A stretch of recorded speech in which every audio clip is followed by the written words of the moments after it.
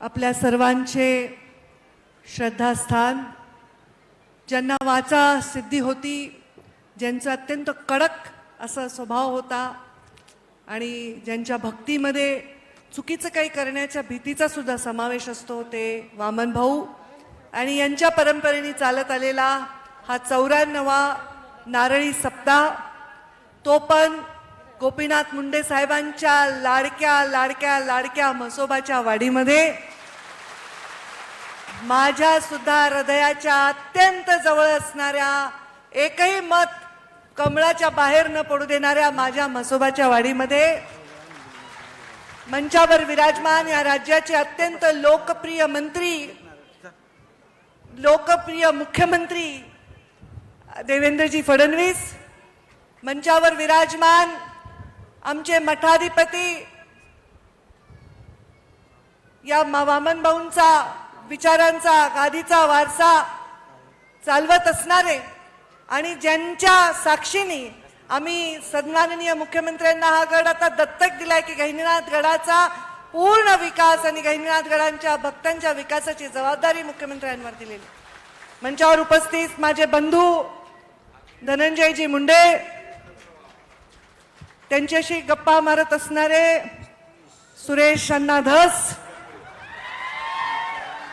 आणि त्या दोघांच्या गप्पा ऐकत असणारे जयदत्त अण्णा क्षीरसागर।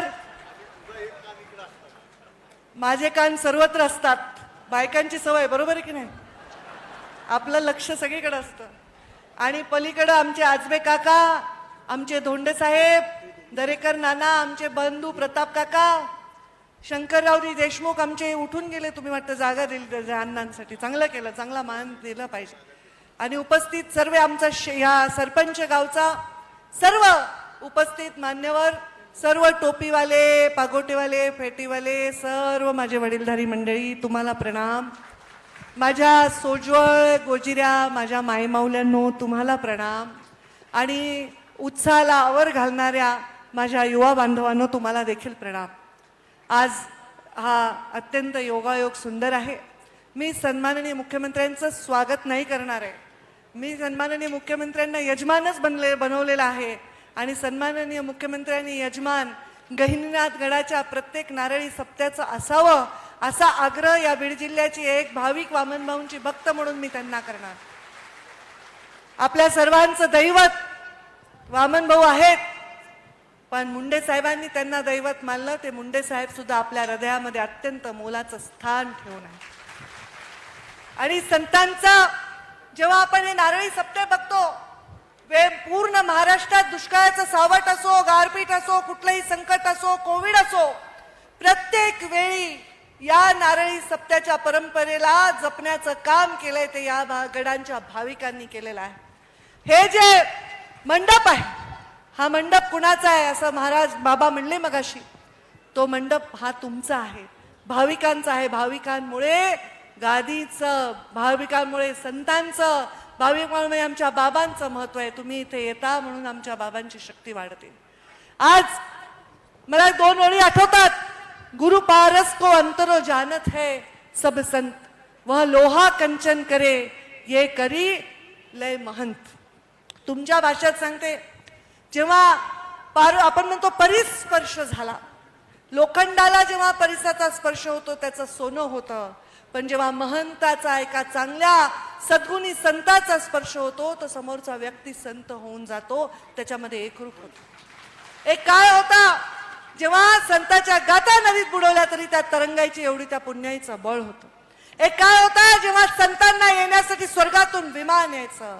एक काळ होता जेव्हा कोवळ्या वयाच्या ज्ञानेश्वर माऊली यांनी या जगाचा निरोप घेतला, पण तरी आजही ते त्या तिथे आहेत, जीवित आहेत, हे भाव आजपर्यंत एवढ्या वर्षानंतर देखील आहेत। एक काळ होता जेव्हा मुक्ताई प्रकाश झाली, असा काळ संतांच्या परंपरेचा आहे आणि हीच परंपरा आता आमचे गादीवर विराजमान महंत चालवत आहे।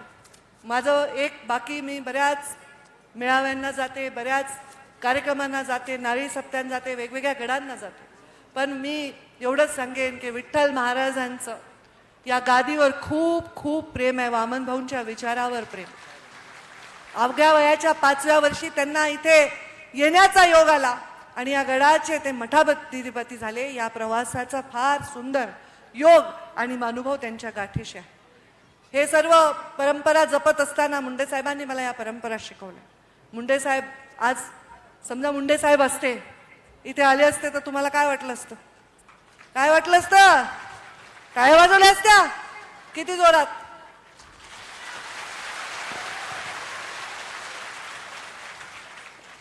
माझ्या बाबांना जेव्हा मी अग्नी दिला ना तेव्हा शपथ खाल्ली आहे, गोपीनाथ मुंडे हे नाव मी जगाला विसरू देणार नाही.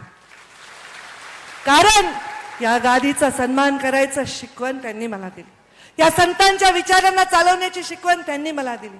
या सामान्य वंचित दरी खोऱ्यामध्ये काम करणाऱ्या ऊस तोडणाऱ्यांच्या कष्टाला न्याय देण्याची शिकवण त्यांनी मला दिली.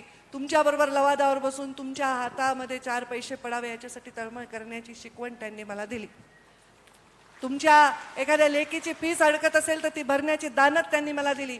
एखाद्या गरीबाचं लग्न होत नसेल तर ते करण्याचं दानत त्यांनी मला दिली. आणि त्यामुळे गोपीनाथ मुंडे हे नाव मी जगाला विसरू देणार नाही. माझ्यावर जेवढं गोपीनाथ मुंडे साहेबांचं प्रेम होतं त्याच्यापेक्षा काकणभर कमी देवेंद्रजी फडणवीस यांच्यावर नव्हतं. त्यांच्यावरही ते तशा पुत्र समवेत प्रेम करत होते हे मला माहिती. आणि म्हणून आज ते इथे आले. हा सुवर्ण योग आहे. मुंडे साहेब हे न विसरणारं तत्व आहे. वरून देव जरी खाली आला आणि सांगितलं की तुला याची शपथ तू मुंडे साहेबांना विसरणारे का? आपण विसरणारे का?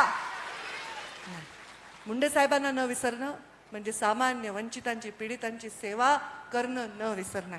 त्यामुळे मुंडे साहेब ज्यांनी दिलेले संस्कार, त्यांनी आपल्याला दिलेली ओळख, हे सगळे माणसे खूप शिस्तीचं पालन करतील. सगळ्या मंचावर समोर उभे राहतील. प्रत्येक कीर्तनाला मन लावून टाळ वाजवून ऐकतील. पण एक गोष्ट सोडणार नाहीत, ते म्हणजे काय? काय काय एवढेच आशीर्वाद असू द्या. बाबांच्या चरणी प्रार्थना करते की जे मुंडे साहेबांना अपेक्षित आहे ते काम करून घेण्यासाठी तुम्ही मार्गदर्शन करा. आणि माझ्या या सगळ्या गरीब जनतेच्या श्रद्धेला त्यांच्या पाठीशी उभं राहून त्यांच्या पाठीशी शक्ती उभी करा. धन्यवाद. जय हिंद, जय महाराष्ट्र. धन्यवाद ताई. एबीपी माझा, उघडा डोळे बघा नीट.